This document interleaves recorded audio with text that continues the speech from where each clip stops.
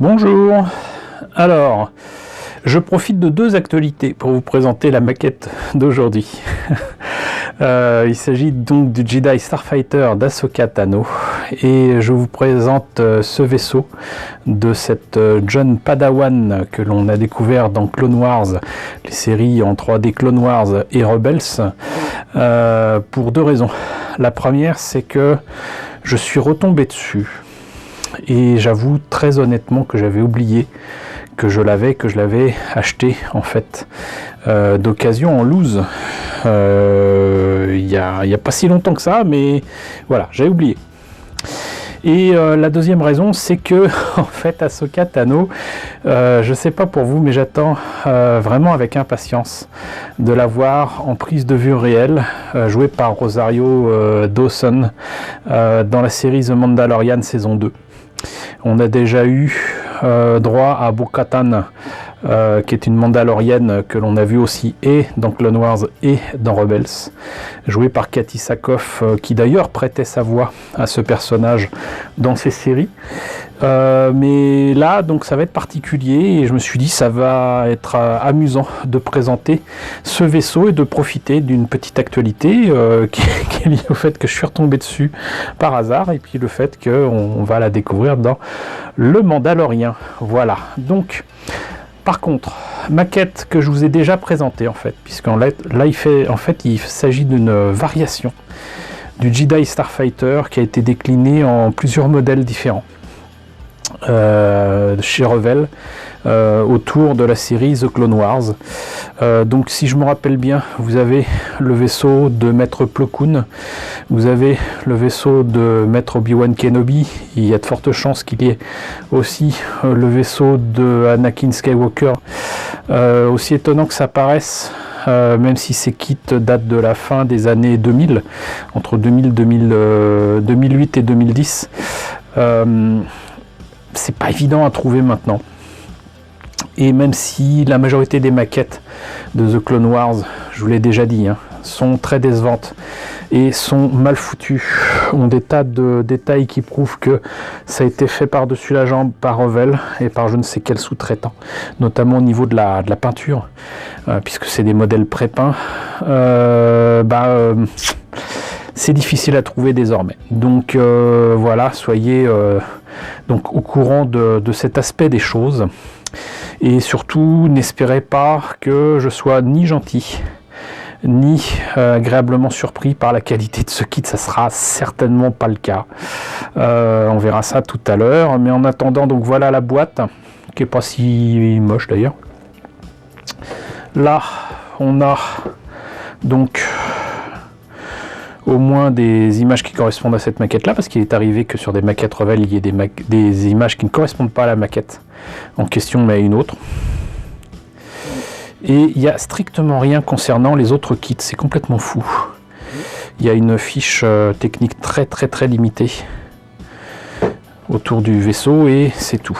Donc écoutez, moi je pense qu'on va pouvoir passer non pas à la maquette elle-même mais à la notice que j'ai.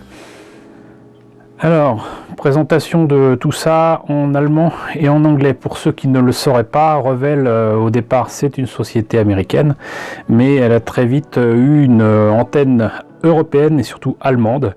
Et tant mieux d'ailleurs, parce que autant l'antenne américaine a disparu, elle est morte, elle n'existe plus. Revell n'existe plus que dans sa version européenne et donc allemande. Donc voilà, vous savez tout. La présentation des pièces en présence, il n'y en a pas tant que ça. Ici on commence par le cockpit avec une Ahsoka Tano qui est pré-peinte.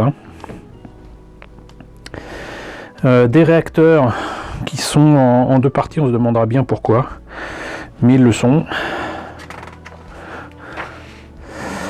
Là, parmi les pièces, d'ailleurs ce côté là du vaisseau et de la maquette est très bien détaillé, mais bon, ça arrangera pas les choses, on verra ça tout à l'heure.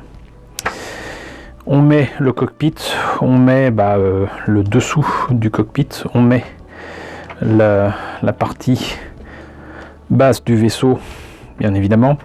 Ensuite quelques détails ici et là. Bon, alors apparemment il y a là quand même des pièces que je n'ai pas eu moi. Soit les trains d'atterrissage, ça je les ai, soit les plaques qui montrent donc que les trains sont fermés, et ça je les ai pas eu parce que comme je vous l'ai dit, j'ai eu la maquette en loose. Voilà, les soi-disant canons, c'est pas la joie non plus, mais ils sont là. Et là donc on a une unité R2 qui est en plusieurs pièces et qui me semble pas à l'échelle, mais bon. Et donc quand on le met en vol, on a donc le support ici qui est typique de ce qu'on peut trouver comme support de vaisseau chez Revell pour Star Wars en tous les cas. Ça c'est fait. Maintenant on va passer à la maquette elle-même. Alors voilà, alors je le répète, hein, c'est pas moi qui l'ai monté. Cela dit, ça a l'avantage d'être monté tel quel, et pour avoir vu cette maquette montée telle quelle par d'autres personnes, je peux vous avouer que quand on voit les ergots, c'est encore moins joli. Mais je confirme ce que j'avais déjà dit sur la maquette d'Obi-Wan Kenobi que j'avais racheté à l'ami Rémi. Coucou Rémi. C'est peint avec les pieds, c'est vraiment peint avec les pieds, mais regardez-moi ça. Là, donc il y a un travail de masquage pour donc le sigle qu'il y a sur le vaisseau, mais on voit bien que le masque est trop éloigné, donc voilà, c'est pas très précis. Là, vous avez un travail de patine qui est juste dégueulasse, vraiment. Et comme je vous le disais, je trouve quand même que cette unité R2 est donc Ahsoka Tano, ici, on va la mettre là, on va dire, et donc l'unité R2.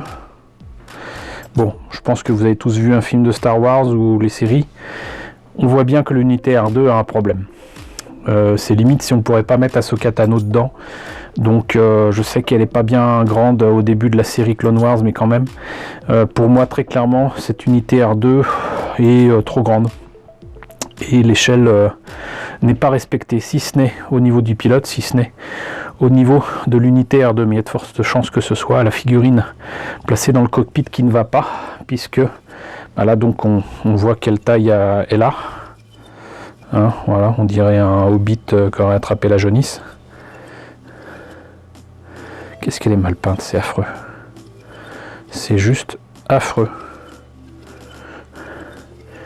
Et donc là, le cockpit. Et là, vous voyez que c'est clairement fait pour des personnages un peu plus grands, quoi. Voilà. J'en profite pour montrer ce qu'il y a en dessous. Alors, quelques détails sympas ici, mais avec un travail de peinture dégueulasse. Et là, ce que je vous avais dit pour l'arrière, qui est pas mal, mais là aussi, travail de peinture dégueulasse. Donc, les trains d'atterrissage, ils ressemblent pas à grand chose. Les canons, les soi-disant canons, ils ressemblent encore moins à quelque chose. Bref,